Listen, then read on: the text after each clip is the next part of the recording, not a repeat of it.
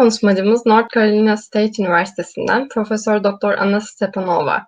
Bitkilerin çeşitli çevresel sinyalleri nasıl algıladıklarını anlayarak elde ettiği bilgileri gelişim programları ile bütünleştirip bitkilerin belirli çevresel koşullara adaptasyonu için yeterli yanıtlar üretmek için çalışmaktadır.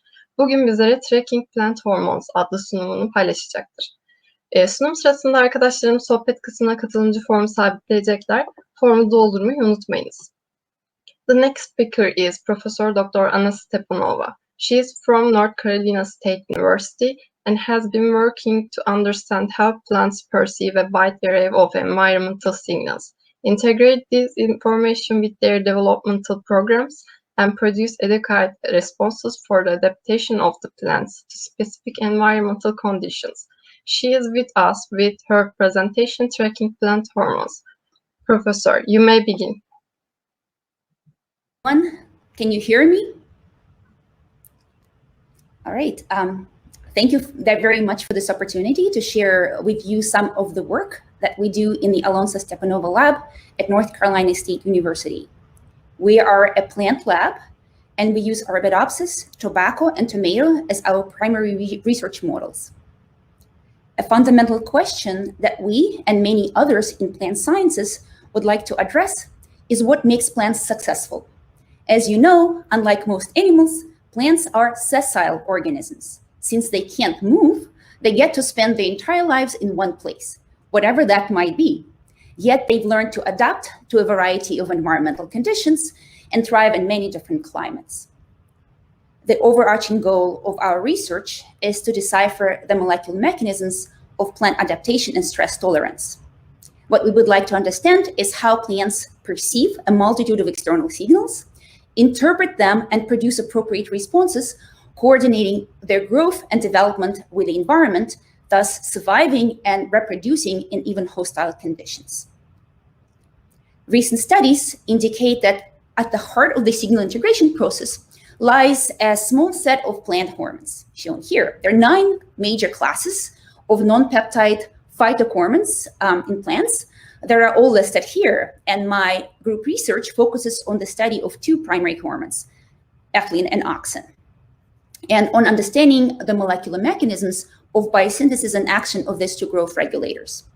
In this talk, I will use hormone ethylene as my case study. We'll give you an overview how basic genetics helped with discovering the molecular components of the ethylene biosynthesis signaling pathways, and then tell you about the ongoing project in the lab that employs synthetic biology to build hormone biosensors, including those for monitoring hormone ethylene.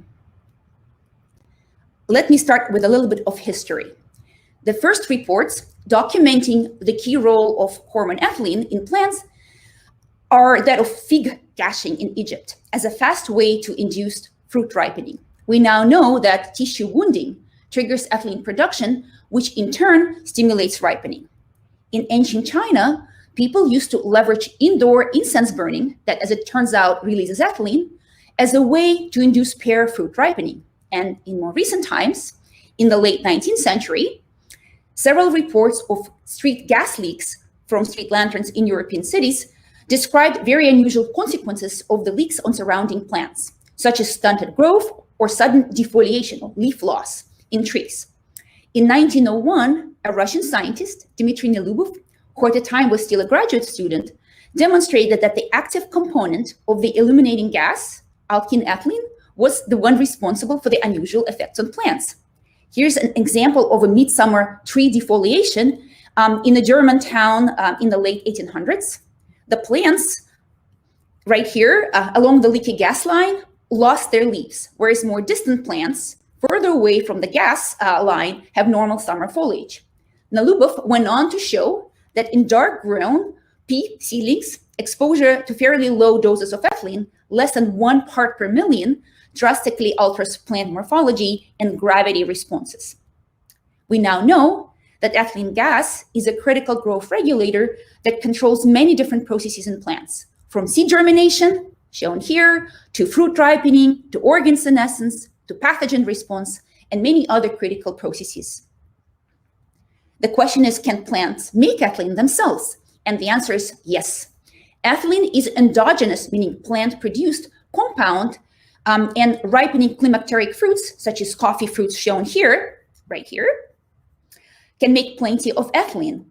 And the ethylene then triggers ripening-related processes such as fruit softening, color and flavor development, and so on. In fact, many fruits such as bananas, pears, cantaloupes, avocados, mangoes, tomatoes, and others are often harvested green and firm, then transported long distances unripe and already at the grocers, rather than having to wait for the fruits to make their own ethylene to ripen naturally.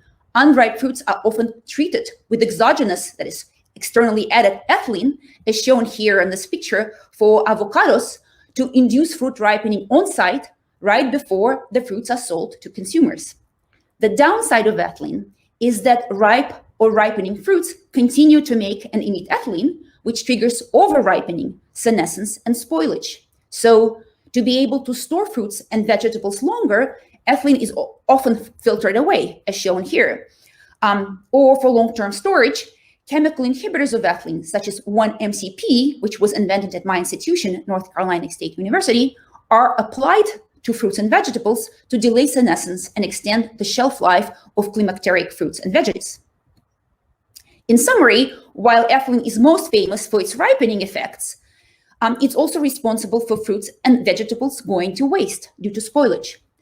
Accordingly, a thorough understanding of how ethylene works would equip us with the biotechnological tool to control these critical processes and enable us to reduce food waste.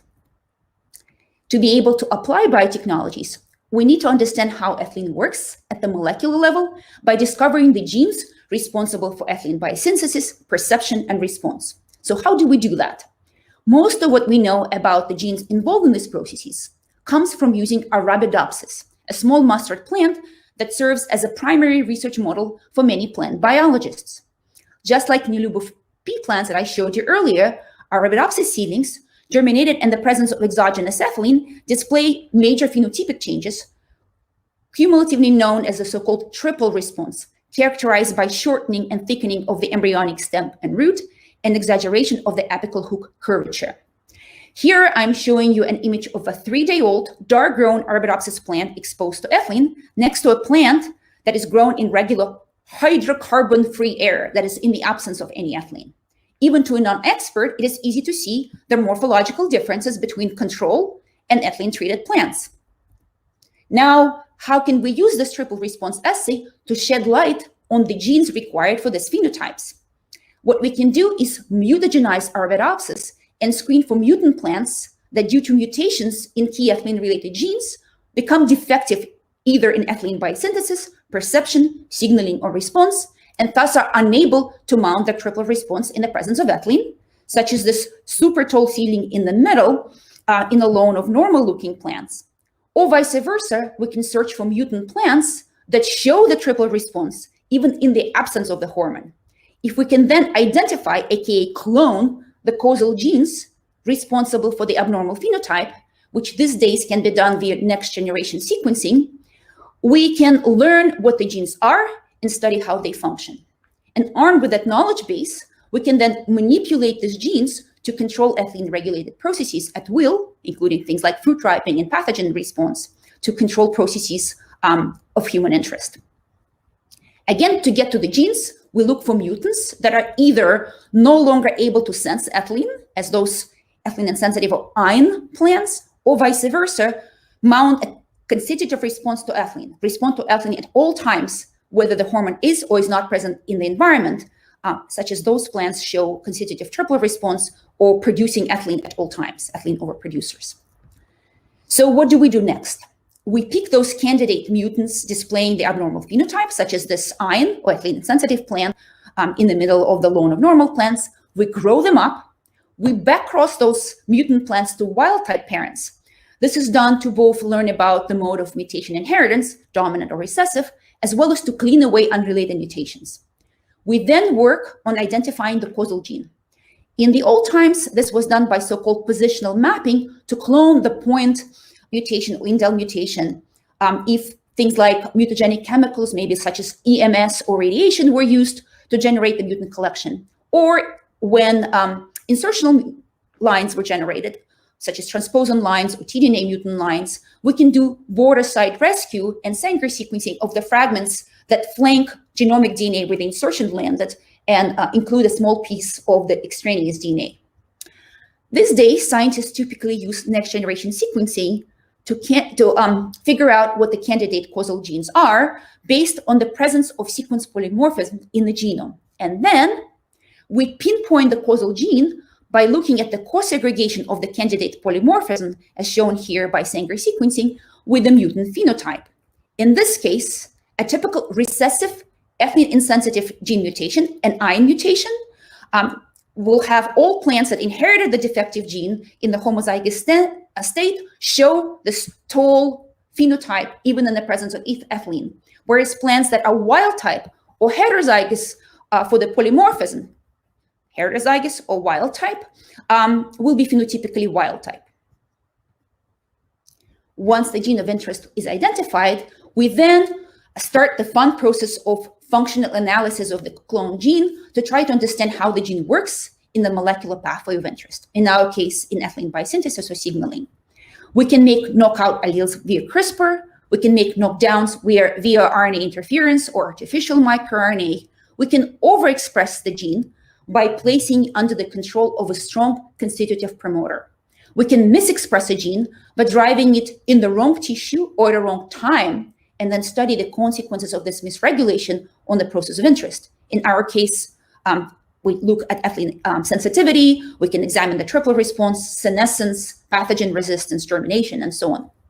We can also study gene expression patterns, and there are many methods for that, from RT-qPCR to gene reporters to in situ hybridization, to learn when and where the gene of interest is active.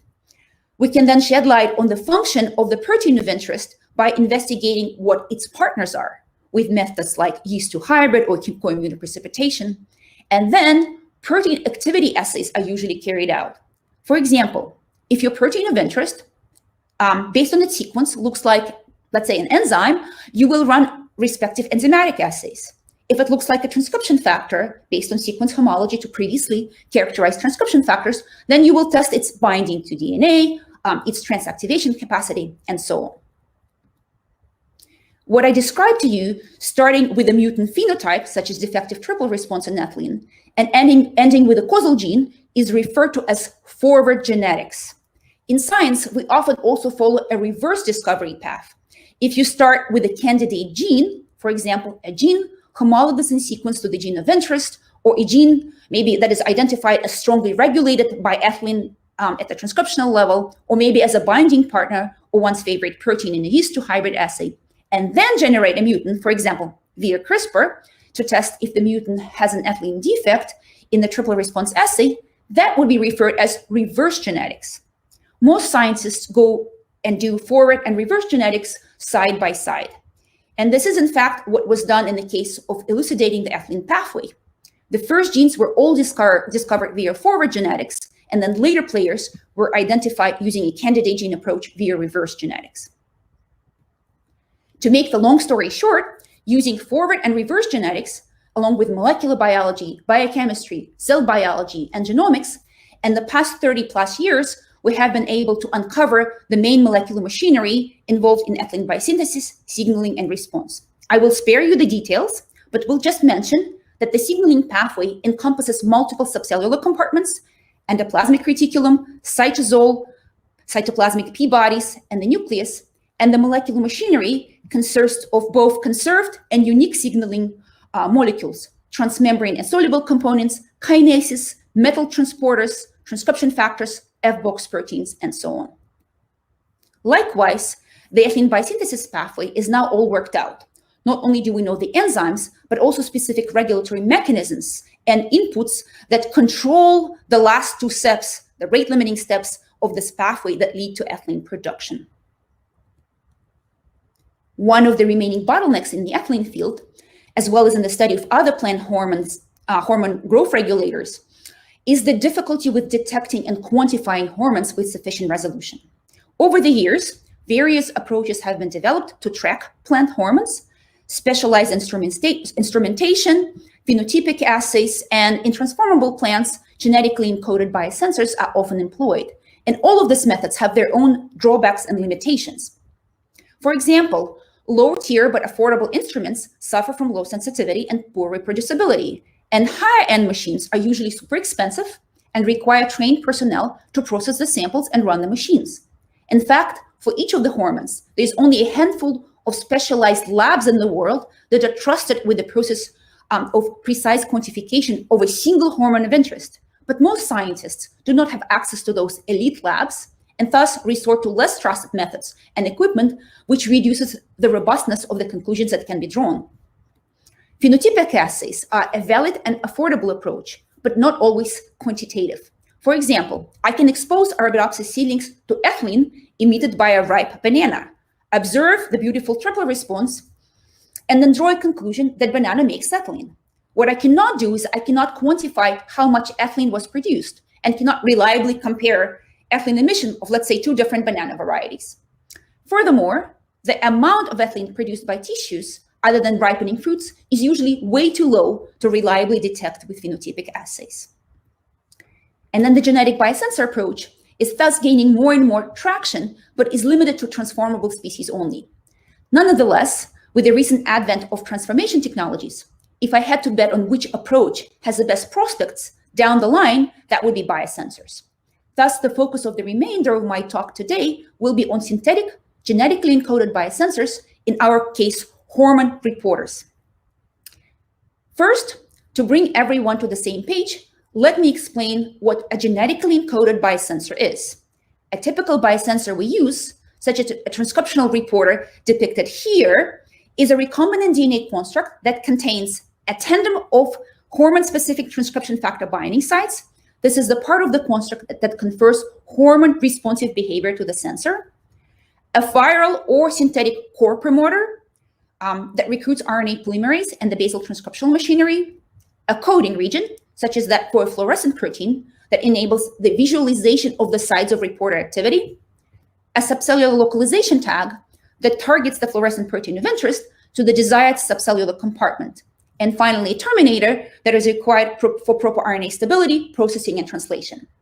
By visualizing when and where the reporter is expressed, we can infer the levels of particular hormones' activity.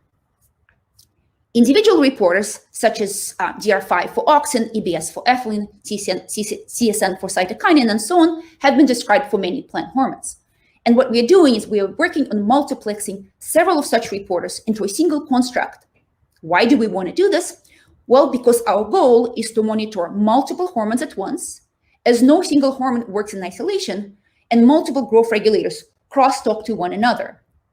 We are using previously characterized transcriptional sensors, as well as building novel synthetic reporters and stacking them all together. How are we doing it?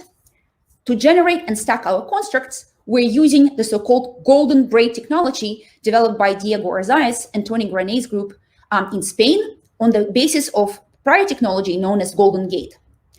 This method relies on type 2S restriction enzymes that recognize one sequence of DNA, but cut in a nearby location of any sequence, making it possible to generate user-defined overhangs, the sticky ends, and thus enabling specific order of fragment assembly dictated by us, by the users. And through reiterative rounds, cycles of digestion at 37 degrees centigrade and ligation at 16 degrees centigrade, multi-fragment constructs can be quickly assembled. And in Golden Braid, the overhang sequences that flank each fragment follow very specific grammar that enables us to reuse the DNA parts we make in multiple constructs and then share them with the research community. So all of our promoters always carry the same overhangs, so they can be used to replace promoters in any construct of interest. And this is true for every part of the gene. So once individual reporters are assembled, they can be combined in tandem using reiterative rounds of Golden Braid cloning.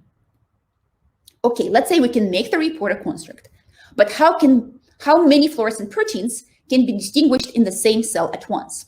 Remember, our goal is to multiplex reporters for several hormones, ideally up to 9.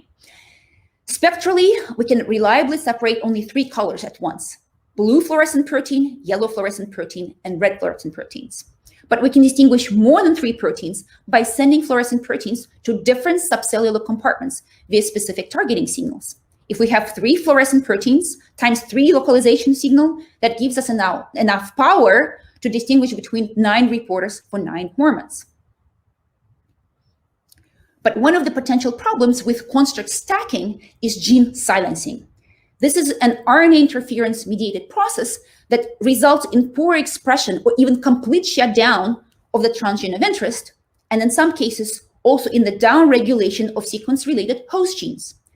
So when multiplexing, how do we avoid silencing? We have developed a set of rules designed to minimize silencing, such as diversifying fluorescent protein sequences at the nucleotide level, taking advantage of codon redundancy. So we work with 3 different reds, 3 different yellows, and 3 different blue fluorescent proteins that are identical at the amino acid level, but divergent at the level of nucleotides. We do not use any native plant DNA parts and instead rely on synthetic elements or non-endogenous genes or parts of genes. We do not recycle any DNA parts. In fact, we generated a large collection of synthetic divergent minimal promoters and terminators. And whenever we can, such as in transient assays and tobacco, we use a silencing suppressor P19. P19 is a viral protein that binds and sequesters small interfering RNAs, thus blocking RNA-induced silencing. To detect specific hormones, how do we choose the best hormone-responsive elements? Well, we ask the experts. We surveyed some of the scientists working in the plant field on different hormones and are following in their recommendation. Our own expertise is in ethylene and auxin, but we're not experts on everything. So it's great to consult people that are experts in various areas. So our current collection of DNA parts for the multi-hormone reporter contains 30 hormone-specific proximal promoters for 8 out of 9 hormones, 27 synthetic and viral core promoters, 18 subcellular localization tags, 27 coding regions, 25 synthetic and viral terminators, and 2 combined parts for so-called tester constructs. I will explain what those are next. As we're making new parts, we need to validate the functionality of each element that we built. And the way we do this is in the context of so-called tester transcriptional unit in the transient expression assay. So a typical tester transcriptional unit contains a viral proximal promoter, 35S, a viral core promoter, again, 35S, a nuclear localization signal, a yellow fluorescent protein, white PET, and a viral 35S terminator. So if we want to test a new element, a new part, what we do is we replace one part at a time in the tester, as in this case, we're placing M-cherry in place of white PET and expect to see the change in the emission spectrum. So instead of emitting in the yellow to green spectrum, we're now emitting in the red spectrum. In our current collection, we have 3 C-terminal nucleotide versions of each white PET, M-cherry, and M-tag BFP blue, as well as a triple white PET version compatible with N-terminal fusions. I want to ask for forgiveness for fairly low quality of those images, as these are not confocals, but just fluorescent scope images. It would have been prohibitively expensive for us to characterize over 100 DNA parts with a confocal microscope. So instead, we're using regular fluorescent microscope just for tested transcriptional units. And then we move to confocal, as I show you later, for characterizing stable transgenic lines. We also have 3 N-terminal nucleotide versions for each white PET, M-cherry, and M-tag BFP blue, compatible with C-terminal fusions. The reason why we are duplicating the collection, making parts compatible with both C-terminal and N-terminal fusions, is because you often are restricted by where you need to put your subcellular localization tag on your gene. Why?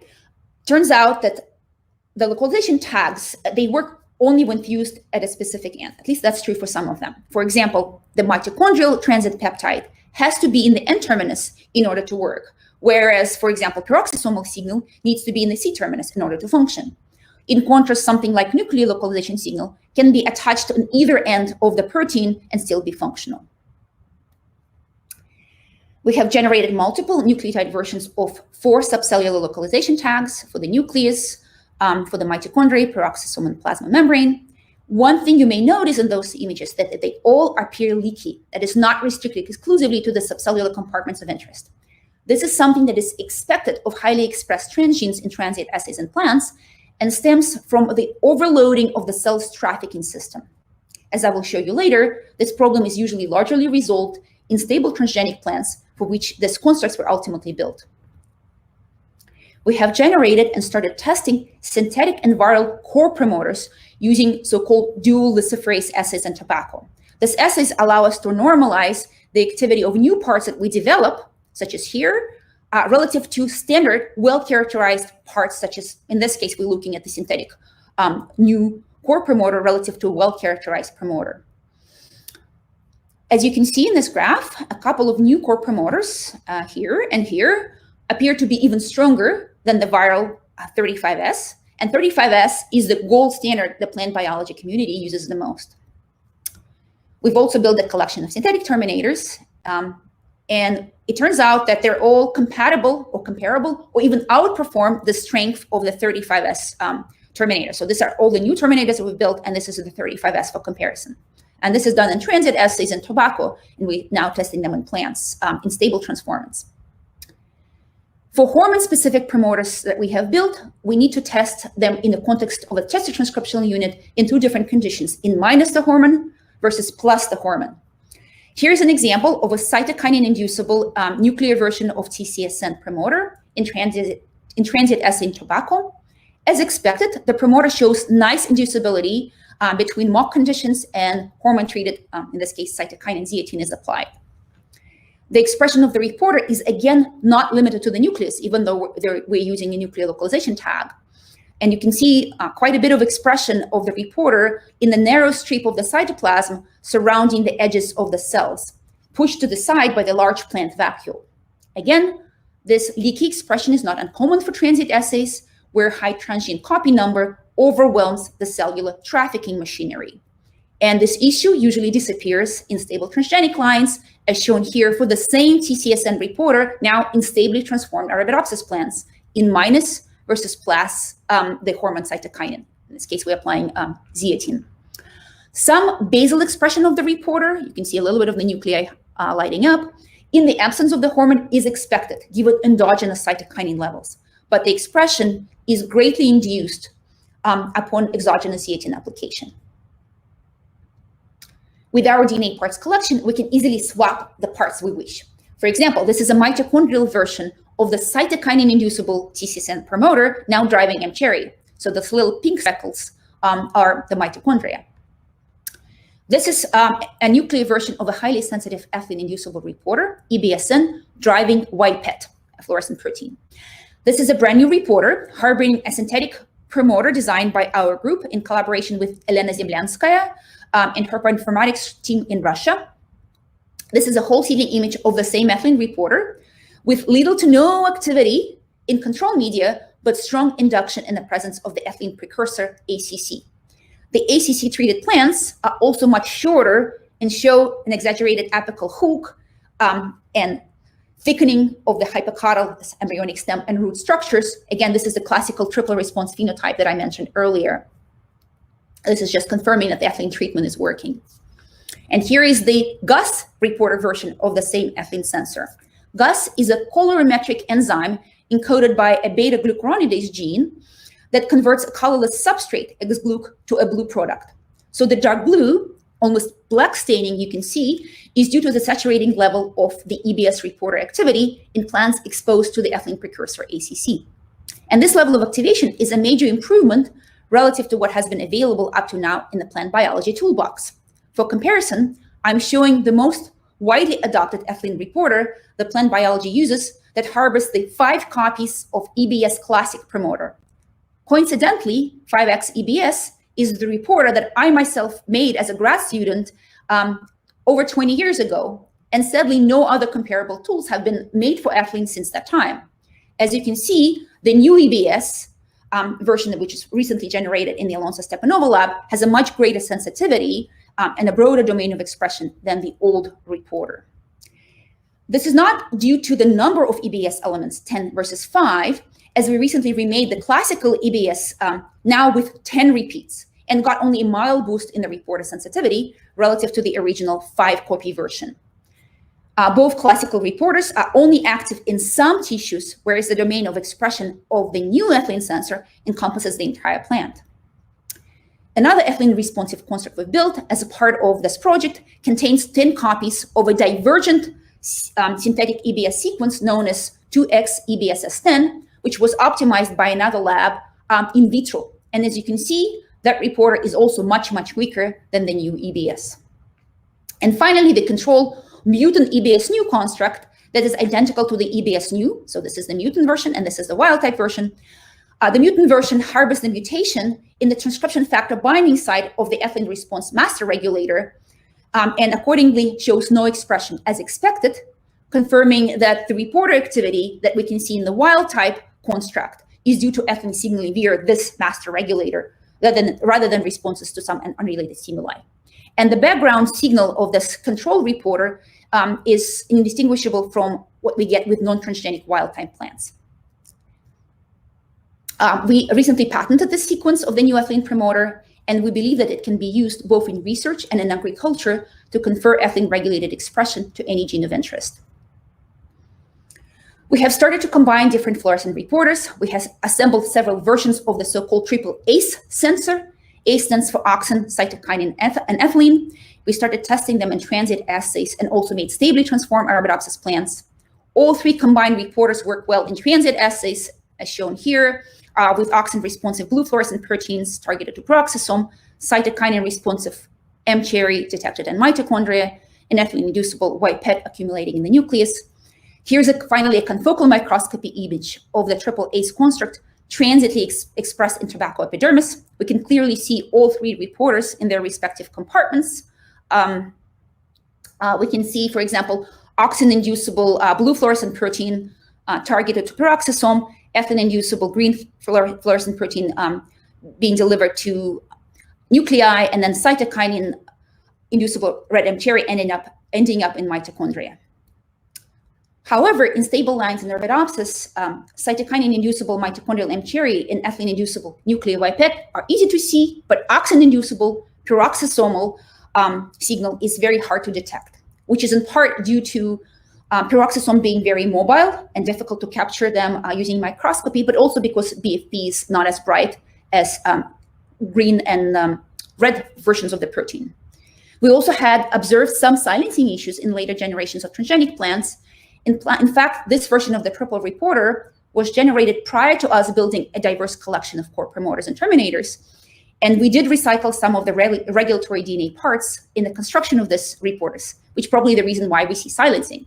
So we have recently remade the ACE reporter to generate 3.0 and 4.0 versions, where we have swapped colors and utilized every time a unique and active most core promoters from our collections, unique and active most terminators from our collection, and then in combination with the brightest versions of fluorescent proteins to maximize reporter activity.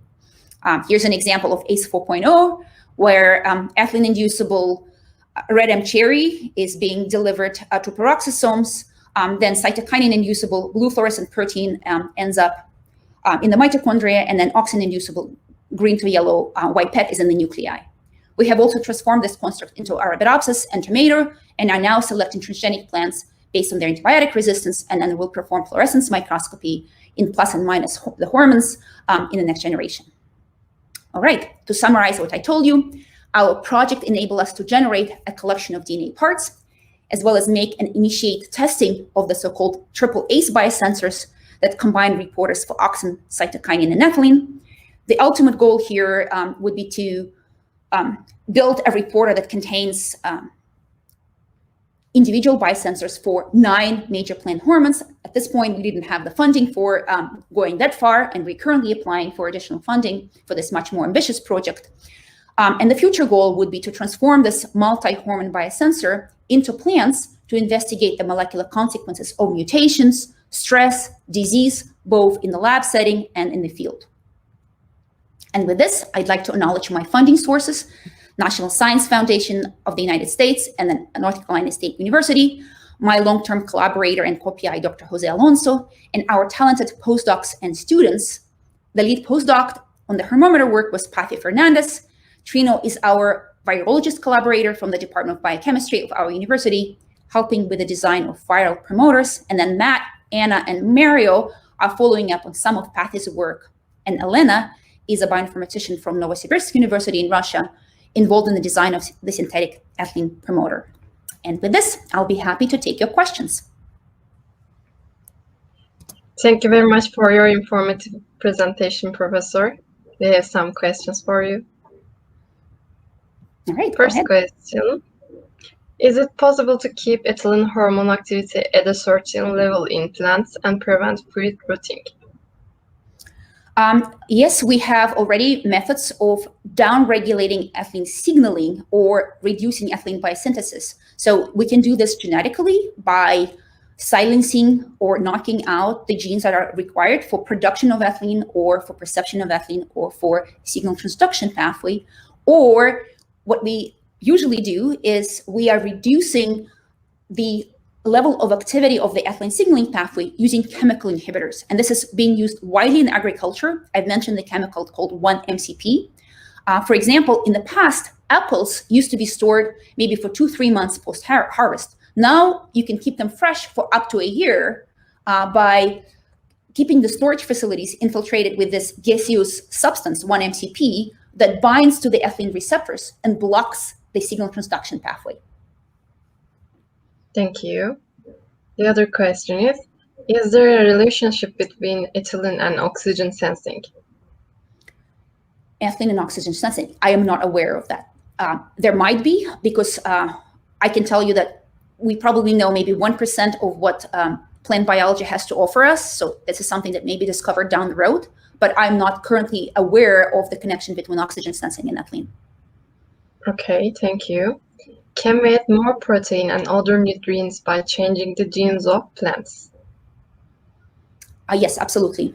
So we can, for example, in plants like soybean that are already able to fix nitrogen and produce more protein than an average plant, we can further drive production of proteins. One way is to target proteins of interest, let's say some nutritious protein that you want to overproduce in the plant, into plastids. Plastids have a tendency to accumulate proteins to high levels without the worry of protein toxicity. So, and this is ongoing projects in many commercial organizations and companies that are trying to improve the nutritional content of plants by increasing specifically protein production. Okay, thank you. What do you think about transgenic bioluminescence plant? For research purposes, I love the idea. It makes our life as scientists much easier because we can visualize luminescence by supplying a substrate such as luciferin.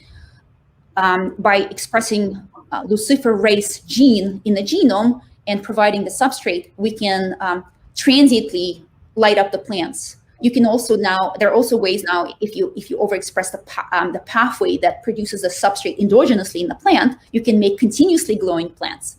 And there's some interest among gardeners and herbalists to, let's say, to illuminate streets having luminescent trees, or the same way as when you enter water in some places, you'll have luminescent algae. Maybe you enter a park and the park lights up. Wouldn't that be beautiful?